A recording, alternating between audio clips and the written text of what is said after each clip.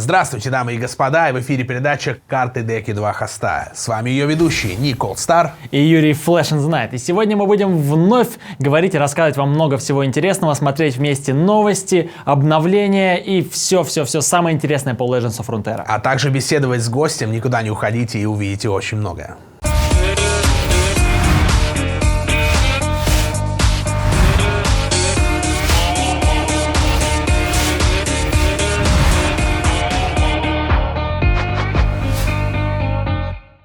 8 марта по личным приглашениям прошел турнир EU Creators Invitational. Всего участвовало 24 игрока, среди которых играли 3 представителя СНГ – Тианками, First Pink Beaver и Show 10-7. Все трое вошли в топ-8, а посмотреть трансляцию можно было на личных стрим-каналах игроков. Победителем стал Tilted 22, игравший на колодах Израиля с Элнуками и Гикарим с Элизой.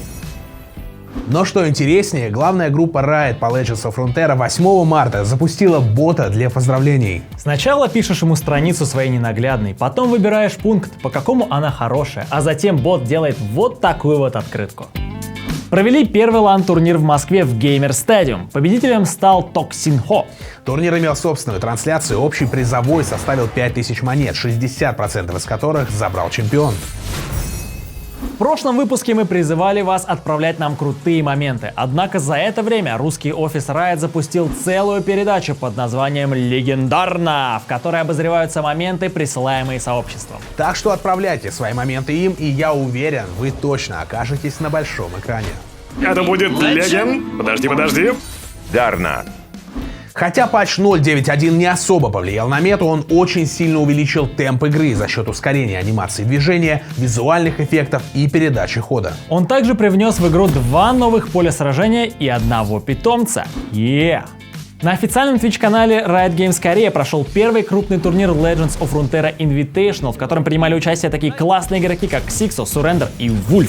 А также прошла серия турниров Smash GG на американском и европейских серверах. Американская часть была примечательна тем, что там выступали такие стримеры, как Swim, Hype, DBG и Nighteye. И финальная новость сегодняшнего дня — это прекрасный стример и наш любимый сегодняшний гость Доктор Кирай. Привет, Док! Привет, и, друзья, всем тоже добрый день. Здорово, Док. Как твои дела вообще, как добрался-то? Все отлично, добрался за 2 часа, и таксист у меня был известный певец 5 лет назад когда-то там. Поешь ли ты на стримах у себя? Иногда бывает, но зрителям не нравится.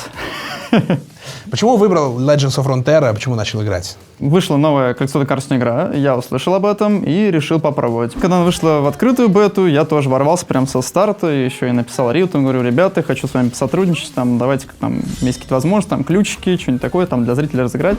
И, собственно, как так понеслось. Играл в какие-нибудь ККИ вообще до этого?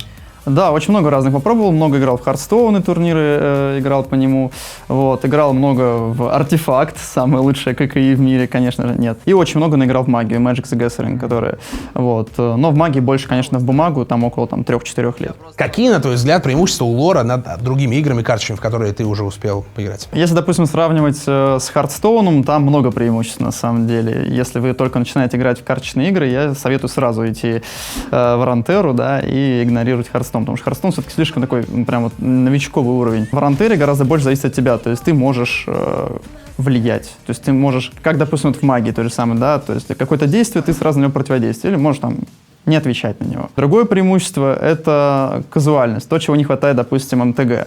То есть МТГ — это крайне сложная игра и очень высокий порог вхождения, а в Runeterra с этим гораздо проще. Может включиться практически абсолютно любой новичок, даже который до этого не играл в карточные игры. Я слышал, что ты не приверженец классического режима в Runeterra, ты больше любишь экспедиции. Расскажи, почему, как они тебе? Да, это правда, мне больше нравится режим экспедиции по той причине, что там больше разнообразия, то есть в деках, которые ты можешь встретить против себя, там больше различных вариаций той деки, которую ты можешь собрать, ты можешь как-то поэкспериментировать. Максимально лояльная система к проигрышам. То есть ты можешь первый раз проиграть, потом ты можешь выиграть и дойти до 7 побед таким странным путем, То есть это максимально круто, как мне кажется, по отношению к игроку. Кирай, как ты относишься к косметическим добавлениям и скинам в Legends of Runeterra? Я считаю, что так как игра бесплатная, то это вполне нормальный способ монетизации, так сказать, заработка разработчиками. Ну, то есть ты бесплатно скачал игру, и тебя никто не заставляет эту косметику покупать. Но если тебе очень, так сказать, сильно хочется пофлексить, да, так сказать... Сори, с твоей реакцией что-то... Не убирайте это из эфира, пожалуйста. Я, допустим, вот обычно играю без скинов, ну или, допустим, зритель там захотел подарить, говорит, вот я хочу, чтобы ты вот там с таким скинчиком поиграл. Часто ну, такое ладно. бывает? Периодически там вот, зрителю приятно, когда ты играешь там на его поле. Кирай, спасибо большое, что пришел к нам в гости. Пару слов буквально своим зрителям, нашим зрителям. Что посоветуешь, что скажешь? Вам спасибо, что пригласили, было приятно прийти сюда и отвечать на наши вопросы, познакомиться с хорошими людьми. Друзья, всем хороших игр в Рантеру, удачных тапдеков и вскрывайте хорошие бустера. Это был Кирай, дамы и господа, стример, наш сегодняшний гость. Ну а мы переходим к следующей теме.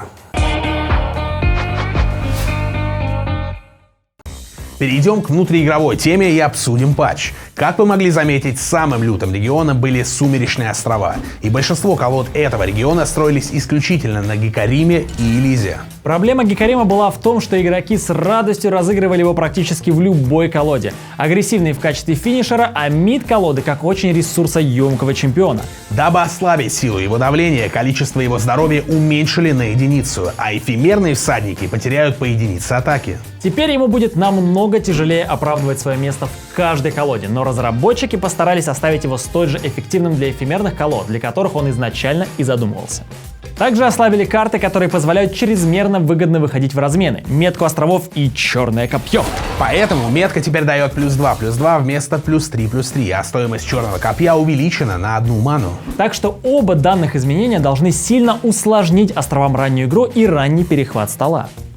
Одно из самых интересных изменений этого патча — реворк Калисты. Теперь она агрессивный дроп, который задает темп игры. Она получила усиление своего здоровья на единицу, но при этом теперь ей нужно увидеть на одного погибшего юнита больше. Новый эффект улучшенной версии при первой атаке за раунд воскрешает самого сильного союзного юнита. Ее способность сложно реализовать, но если Калиста доживет до этого момента, то выдаваемые ей ресурсы утрут нос даже Гекариму. Думаю, после реворка многим захочется попробовать этого чемпиона. Мы подготовили для вас пример колоды, в которой она неплохо смотрится. В этой сборке Калиста выполняет роль, идентичную роли Люциана или Элизы. Быстрая, простая колода, ядро которой уже можно было наблюдать в прошлом патче, поэтому свои вложения она оправдает. Может, и вы, наши зрители, уже что-то протестировали? Делитесь в комментариях. Кстати, посмотреть на метовые колоды можно не только на Mobalytics, но и на Dex of Runeterra. Особенное внимание уделяется колодам профессиональных игроков и колодам с турниров. К тому же информация там обновляется почаще. Ссылочка будет в описании. Раз уж мы так долго говорим о Сумеречных островах, то вот вам небольшой совет. Представьте ситуацию. На поле 2 юнита, в одного из них летит Отмщение. Если у вас есть карта плечом к плечу, то вы можете разыграть ее, чтобы дать двум существам щиты и поменять их местами. В итоге от Отмщения умрет второе существо, которое изначально не было выбрано. Изменения коснулись и Фрельорда. Ранее стайное поведение давало +3/+3 и сверхурон юниту и классу, к которому относится данный юнит. Теперь же дает +2/+2 и сверхурон всем союзникам. Все просто. А теперь взглянем, насколько она круто усиливает уже знакомую нам колоду изворотливых ребят с Зедом. До боли знакомая многим агрессивная колода стабильно показывала себя в прошлой мете. Теперь же она может стать еще лучше благодаря измененному стайному поведению, которое может заменить собой птенца Ветрокрыла. Обычно существа в колоде с изворотливостью обладают большим показателем атаки, нежели здоровья. Поэтому сверхурон может стать огромным преимуществом, особенно в зеркальных противостояниях. О! А с Зедом у меня есть нереальная история. Играю я, значит, такой этой колодой. Иду Зедом в атаку, противник ставит против меня разбойницу без шрамов 0-3, кто вообще играет. Ну, думаю, просто не хочет получать урон Nexus. Но потом накидывает на нее эликсир стали. И по механике быстрой атаки Зед сначала ударяет 0-5, потом эта карта становится 3-2, и я такой чой, просто готов суррендер нажимать, потому что мой Зед рип. Последний пункт, по которому хочется пробежаться, крайне непопулярные карты, способности которых опустошали руку. Охотники на магов давно напрашивались на изменения. Теперь ими проще получить эффект, да и сами они стали более темповыми в гонке за стол.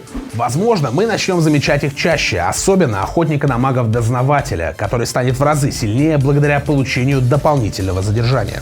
Вы задержаны. На этом наше время подошло к концу. В эфире была передача «Карты, деки, два хоста» и ее ведущие Никол Стар И Юрий Flash and the Night. А какие бы изменения в балансе сделали вы? Пишите нам в комментариях. и мы их обязательно прочтем. Всем пока! Пока.